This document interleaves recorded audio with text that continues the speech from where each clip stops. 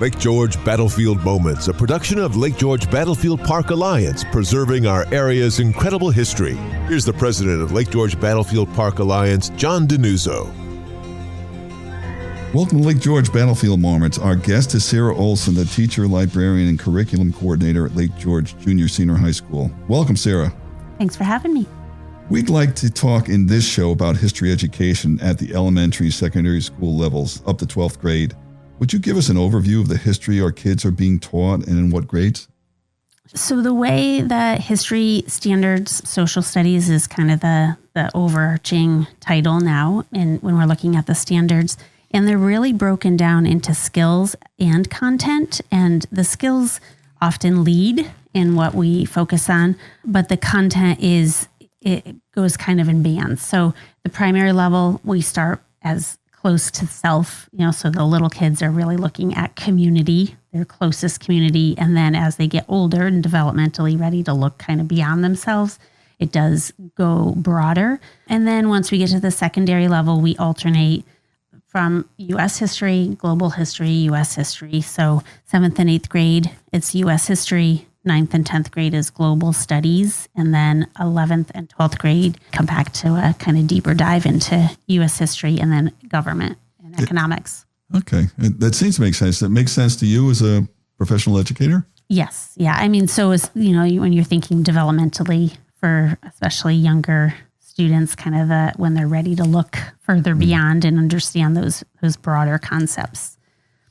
Okay, now a school district like Lake George, where so much important American history occurred, is there any discretion that you have on what's taught and at what grade levels? Yes. So, I mean, the overarching topics are set, but there's a lot of room for how to differentiate and make it a good fit for your community within those standards. So there is that consistency across the state that the same things are being covered, but within them, there's lots of room. So it might say something along the lines of, when you look at the American Revolution, you're going to cover important battles, but which of those battles you can really focus on what ones are most relevant for your local community and making those connections. So there is that consistent expectation, but then within that, there's lots of room to make it a good fit for your classroom. Okay, so when you go into the details at a local level, I mean, is there an existing plan of instruction, or do you folks have to develop it? So different schools would probably answer that in different ways. So some places you might have a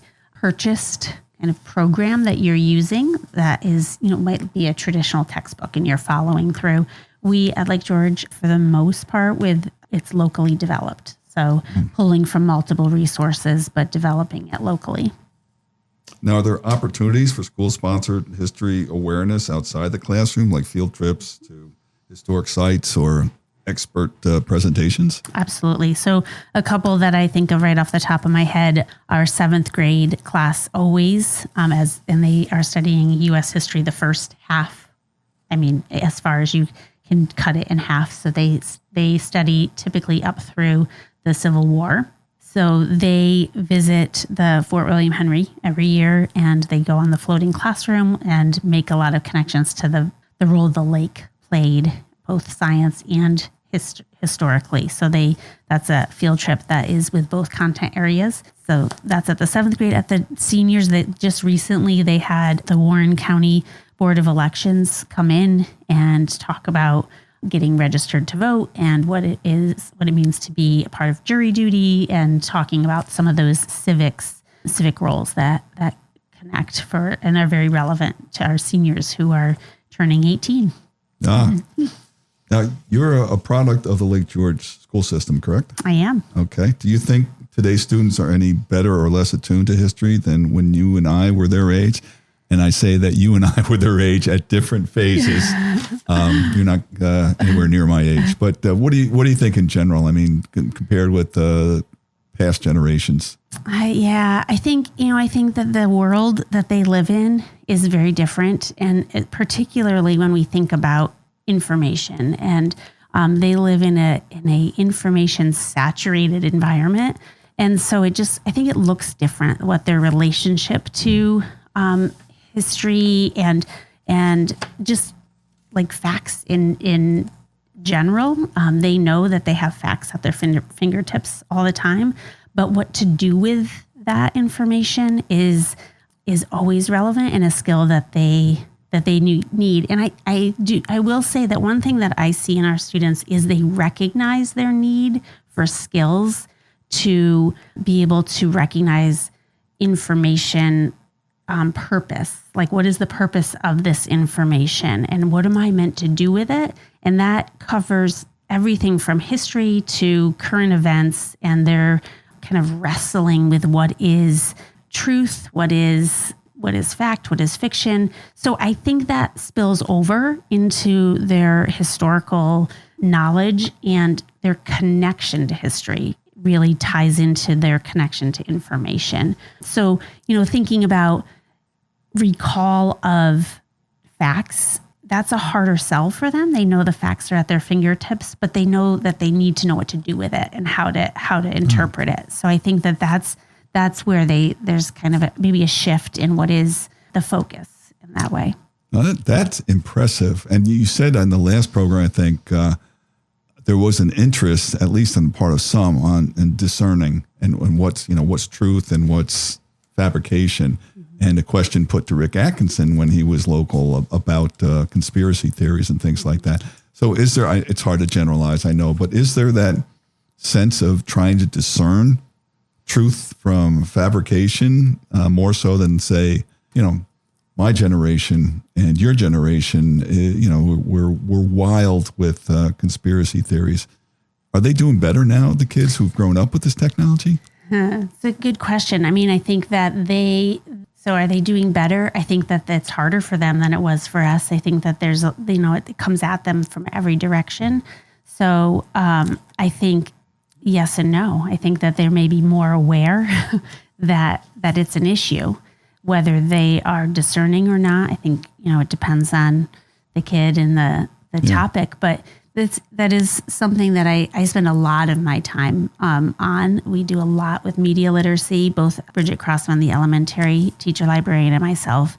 A lot of our standards and work with students is around that topic, and media literacy is kind of the overarching title, but it really is that. How do you determine what is, a creator's purpose? Is that in line with what you're looking for? How do you discern what is fact and what is fiction and what's in between? There's just different ways to look at something. And then how do we talk about that in a way that's valuing all of the perspectives. So now with the media, obviously there's a lot of debate on good media, bad media. It certainly seems to be right-wing and left-wing media and such. How do you balance that in education by saying, there's a certain slant here, there's a certain slant there. Maybe this middle road is best. Is there a way to walk that tightrope with them? I mean, those are a lot of the things that we talk about with students. We talk about things like credibility, transparency. How do you identify, kind of what are the markers of reliable information? And so can you identify where the information came from? Have they been transparent about their sources? What is the, things as simple as, have they given you dates of when it came out? Those kinds of things. I mean, and then there's all sorts of things with AI and how to tell if something has been modified in some way. And so we do a lot of digging into that and looking specifically when we're looking at bias and that idea of different sides. We really mostly, when I'm doing that research element of it in current events and topics, it's a lot about, you want to look at both sides so that you're able to speak to what the different perspectives are. So we do talk about that as far as from a research lens. Oh, okay. Well, that's a great answer. I know there is no right answer, but it's a big topic. Everybody's feeling their ways, right? Absolutely. All right. A question very close to my heart. How much reading do kids do today? It's very close to my heart also. It's definitely something that I'm always, is right at the top of my priorities. I think the thing that I find is that their reading isn't as visible as it used to be, but it doesn't mean they're not reading. I think our biggest readers, most of them are reading as much digitally as they are physical books. I purchase lots of books through the library that are ebooks and audiobooks as well, so in different formats. So students are reading, but they aren't necessarily as, you don't see it as visible. But if you ask them about their, what they've read, I still have very rich conversations with students. I get to go in and do book talks and do independent reading projects. Our AP literature students, each quarter, they are choosing a book and they conference with me about selecting those books. And I just yesterday had a What's the Scoop books, the new book awards winners, and had a group of students come in just after school on their own to hear about the new books that just got awards. So be encouraged. I think that, I would say that to myself some days also, that it's, even though it's not as visible, they're still reading. Okay, good.